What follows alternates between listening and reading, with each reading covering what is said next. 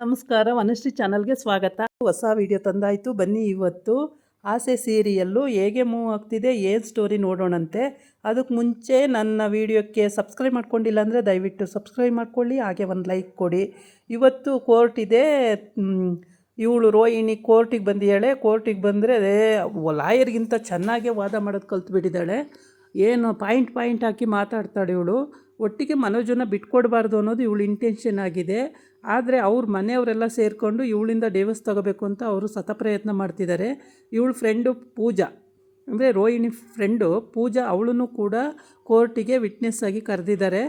ಆದರೆ ಅವಳಿಗೆ ಇವಳು ವಿಟ್ನೆಸ್ ಆಗಿ ಬಂದಿರೋದ್ರಿಂದ ಇವಳಿಗೆ ನನ್ನ ಫ್ರೆಂಡು ವಿಟ್ನೆಸ್ ಆಗಿ ಬಂದಿದ್ದಾಳಲ್ಲ ಅಂತ ಸಿಟ್ಟು. ಆ ಸಿಟ್ಟಿಗೆ ನಾನೇ ವಾದ ಮಾಡ್ತೀನಿ ಅಂತ ನಿಂತುಬಿಟ್ಟಿದ್ದಾಳೆ. ಪೂಜಾ ಗಂಡ ಕೂಡ ಬಂದಿಯಾನೆ, ಅವನನ್ನು ಕೂಡ ಕೋರ್ಟ್ ಕಟ್ಕಟ್ಟೆ ಕರಿಬೇಕು ಅಂತ ಇವಳದು ಕಲ್ಯಾಣಿದು ಹಠ ಆಗಿದೆ. ಹಾಗಾಗಿ ಅವಳನ್ನು ಕರಿಬೇಕಂತೆ. ಕರಿಯೋಕ್ಕೆ ಜಡ್ಜು ಒಪ್ತಾರ ನೋಡಬೇಕು. ಅದಕ್ಕೆ ಮುಂಚೆ ಮನೋಜ ಅವನು ಪೆದ್ದನೇ ಆ ಕಡೆ ರೋಹಿಣಿಗೆ ಏನಾರು ಕೇಳಿದ್ರು ಹ್ಞೂ ಅಂತಾನೆ, ಈ ಕಡೆ ಅವ್ರ ಅಮ್ಮ ಏನಾರು ಕೇಳಿದ್ರು ಹ್ಞೂ ಅಂತಾನೆ, ಅಥವಾ ಅವರ ಜಡ್ಜ್ ಏನಾರು ಕೇಳಿದ್ರು ಹ್ಞೂ ಅಂತಾನೆ. ಯಾರು ಏನು ಕೇಳಿದ್ರು ಅದಕ್ಕೆ ಹ್ಞೂ ಹ್ಞೂ ಹೌದು, ಅದು ಹಂಗಾಯಿತು, ಅದು ಹಿಂಗಾಯಿತು, ಏನೇನೋ ಕತೆ ಹೇಳ್ತಾನೆ.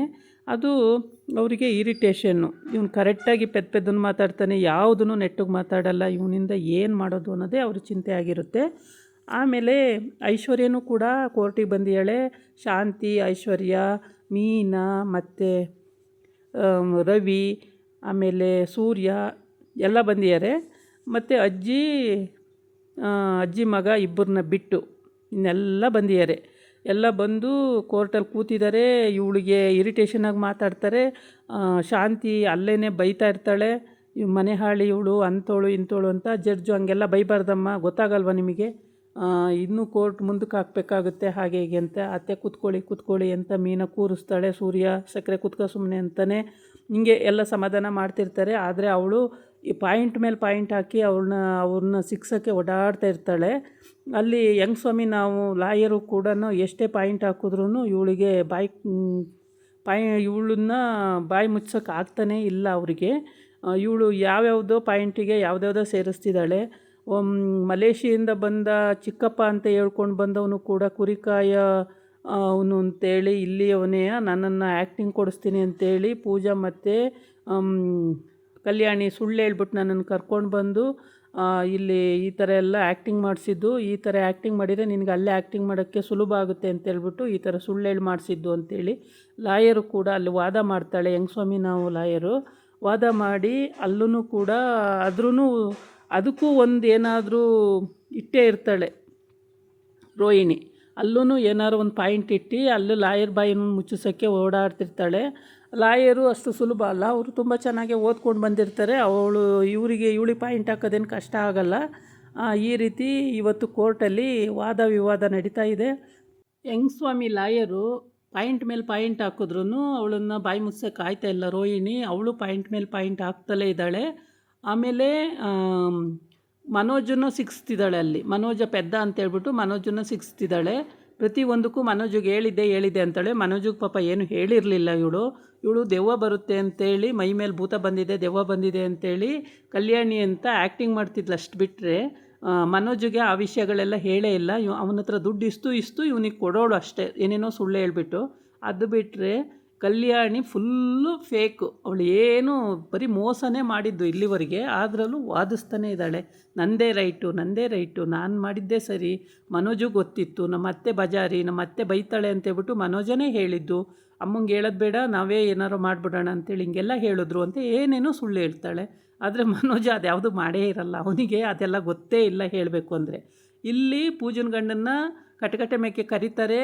ಕರೆದು ಕೇಳಿದಾಗ ಅಲ್ಲೂ ಕೂಡ ಸೂರ್ಯ ನನಗೆ ತುಂಬ ಸಹಾಯ ಮಾಡಿದ್ದಾರೆ, ನಿಮ್ಮ ಲವ್ವಿಗೆ ಸಪೋರ್ಟ್ ಮಾಡಿದಾರೆ ಯಾರು ಅಂತ ಕೇಳ್ತಾಳೆ. ನಮ್ಮ ಲವ್ವಿಗೆ ಸಪೋರ್ಟ್ ಮಾಡಿದವರು ಸೂರ್ಯ ಮತ್ತು ಮೀನಾ ಅಂತ ಹೇಳ್ತಾನೆ.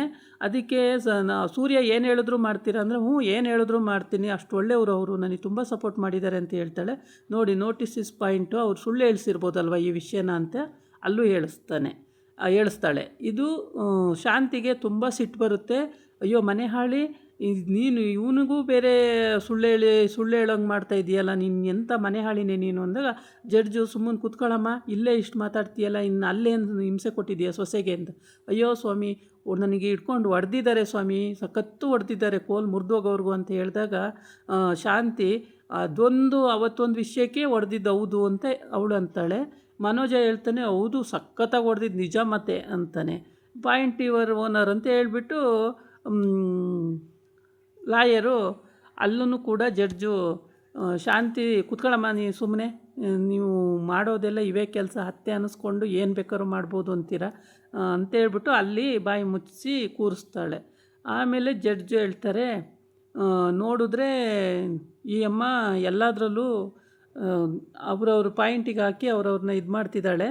ಇಲ್ಲಿ ಪೂಜಾ ಗಂಡಂದು ತಪ್ಪು ಅಂತ ಹೇಳೋಕ್ಕಾಗಲ್ಲ, ಪೂಜನ ಗಂಡಿಗೆ ಸೂರ್ಯ ಎಲ್ಪ್ ಮಾಡಿರೋದ್ರಿಂದ ಪೂಜಾ ಗಂಡ ಬಂದು ಈ ಥರ ಹೇಳ್ತಿರ್ಬೋದು ಅಂತ ಹೇಳ್ತಾನೆ. ಆವಾಗ ಲಾಯರ್ ಎದ್ದು, ಹೆಂಗೆ ಸ್ವಾಮಿ ನಾವು ಲಾಯರ್ ಎದ್ದು, ಇಲ್ಲ ಸ್ವಾಮಿ, ಈ ಥರ ಇವಳು ಹೇಳಿಸ್ತಾ ಇರೋದು ಕಲ್ಯಾಣಿದೆ ಫುಲ್ ತಪ್ಪಿದೆ, ಇಲ್ಲಿ ಎಲ್ಲ ವಿಷಯದಲ್ಲೂ ಕಲ್ಯಾಣಿಂದು ತಪ್ಪು ಸಿಕ್ಕಿದೆ. ಅವಳು ಸುಳ್ಳು ಹೇಳಿ ಮದುವೆ ಆಗಿದ್ದು ಒಂದು ಕಡೆ, ಆದರೆ ಮಗ ಇದ್ದು ಸುಳ್ಳು ಹೇಳಿದ್ದಾಳೆ ಅದೊಂದು, ಆಮೇಲೆ ಮನೆಗೆ ಬಂದು ಚಿಕ್ಕಪ್ಪ ಅಂತ ಕರ್ಕೊಂಡು ಬಂದಿದ್ದು ಅದು ಒಂದು, ಮಲೇಷಿಯಾದಲ್ಲಿರೋದು ನಮ್ಮಪ್ಪ ಅಂತ ಹೇಳಿರೋದು ಅದು ಒಂದು, ಸಾಲು ಸುಳ್ಳು ಹೇಳಿದ್ದಾಳೆ ಮಹಾಸ್ವಾಮಿ ಅಂತ ಹೆಂಗೆ ಸ್ವಾಮಿ ನಾವು ಲಾಯರು ಹೇಳ್ತಾಳೆ. ಅವಳು ಹೇಳಿದಾಗ ಲಾಯರು ಆಯಿತು ಅಂತೇಳ್ಬಿಟ್ಟು ಅವನು ವಿಚಾರಣೆ ಮಾಡ್ತಾನೆ ಇರ್ತಾನೆ. ಆದರೆ ಇದು ಬಗೆಹರಿಲ್ಲ ಸಮಸ್ಯೆ, ಇನ್ನೂ ಬಗೆಹರಿಸ್ಬೇಕಾಗಿದೆ. ಎಲ್ಲ ಕಡೆ ಕೂಲಂಕುಷವಾಗಿ ವಿಚಾರಣೆಗಳು ನಡೆದ ಮೇಲೇ ತೀರ್ಪು ಕೊಡೋಕ್ಕಾಗೋದು. ಹಂಗಿರೋದ್ರಿಂದ ಇನ್ನೂ ಗಟ್ಟಿಯಾದ ಸಾಕ್ಷಿ ಆಧಾರಗಳು ಬೇಕು ಅಂತೇಳಿ ಜಡ್ಜಿನ ವಾದ ಆಗಿರುತ್ತೆ. ಅದಕ್ಕೆ ಈಗ ಸೂರ್ಯ ಇನ್ನೂ ಬಲವಾದ ಸಾಕ್ಷಿನ ತೊಗೊಂಡು ಬರಬೇಕು. ಪೂಜನ ಸಾಕ್ಷಿನೂ ಸಾಕಾಗ್ತಿಲ್ಲ, ಪೂಜನ ಗಂಡನ ಸಾಕ್ಷಿನೂ ಸಾಕಾಗ್ತಿಲ್ಲ ಜಡ್ಜಿಗೆ. ಇನ್ನೂ ಬಲವಾದ ಸಾಕ್ಷಿ ಬೇಕು ಅಂತೇಳಿ ಅವ್ರು ಕೇಳ್ತಾ ಇರೋದ್ರಿಂದ ಇನ್ನೂ ಬಲವಾದ ಸಾಕ್ಷಿ ಬೇಕೇ ಬೇಕು. ಆಮೇಲೆ ಅದು ಏನಾಗುತ್ತೆ ಅಂತ ನೋಡಬೇಕು. ಇದಾಗಿತ್ತು ಇವತ್ತಿನ ವಿಡಿಯೋ. ನಾಳೆ ಇನ್ನೊಂದು ವಿಡಿಯೋ ಜೊತೆ ಬರ್ತೀನಿ. ನಮಸ್ಕಾರ.